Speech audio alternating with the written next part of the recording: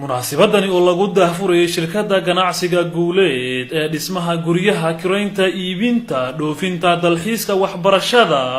ayaa waxaa lagu qabtay magaalada Ankara ee caasimadda dalka Turkiga. munaasabadaasi oo xariga loogu jaray shirkadda ganacsiga guuleed ayaa waxaa ka soo qayb galay jaaliyada ku dhaqan magaalada Ankara iyo shirkadaha dhismaha dalka Turkiga. ka soo qaybgalayaasha xafladda ayaa si weyn u soo dhaweeyay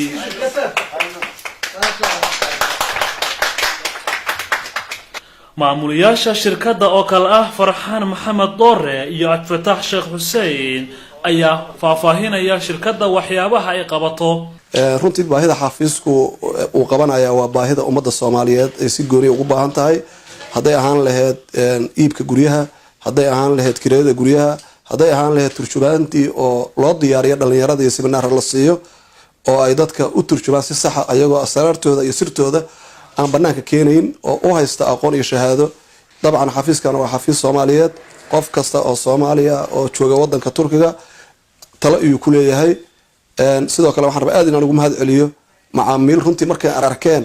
sida aan ugu dhiiranay inaan wadanka xafiis sharci ah oo capacity weyn leh inaan sameeyno maalgelin aan ku sameeynay runtii macaamiil aad u fara badan ayaa guriga naga iibsaday oo xafiis guriga ka iibsaday.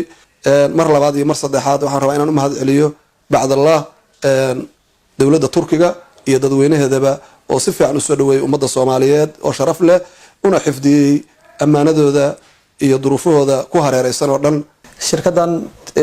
Guuleed Real Estate waxay ka aasantay baahi badan oo ka taagneed magaalada Ankara ee ah caasimadda dalka Turkiga kadib markii nagu soo badatay baahiyaadka ku aadan dadka imaanaya dalkan oo ka gadanaya guryaha dhibaato dhinaca isfaham la'aanta dhinaca luqadda ah iyo dhibaatooyin badan oo ku saabsan iibinta dhinaca guryaha. sidaas darteed annagoo ka jawaabayna baahidaas codsiyo nooga yimid macaamiisheena iyo dhammaan asxaabteena ku kala nool dunida dacaladeeda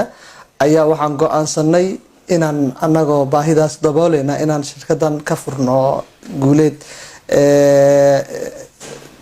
magaalada Ankara waxaana ku guuleysanay shirkaddii inaan furno. sidaa darteed wixii hadda ka dambeeya macnaheedu waxa waaye shirkaddan baahiyaadkii ay u qabeen dadka iyo dhibaatadii ka haysatay dhinaca isfaham la'aanta dadka ku hadla luqadda Turkiga inay ka qabtiri doonto dhameyn doonto dhammaan wixii baahiyaadooda jira wixii dhibaato oo ka taagan dhinaca iibinta guryahana ay xalli doonto. sanadihii ugu dambeeyay ayaa Soomaalida si xoog leh u soo galaysay dalkani Turkiga gaar ahaan magaalada Ankara ayaa waxa ay kaliftay in la furo xafiisyo noocan oo kale ah. Said Ali Hassan, Somali Cable TV ee magaalada Ankara.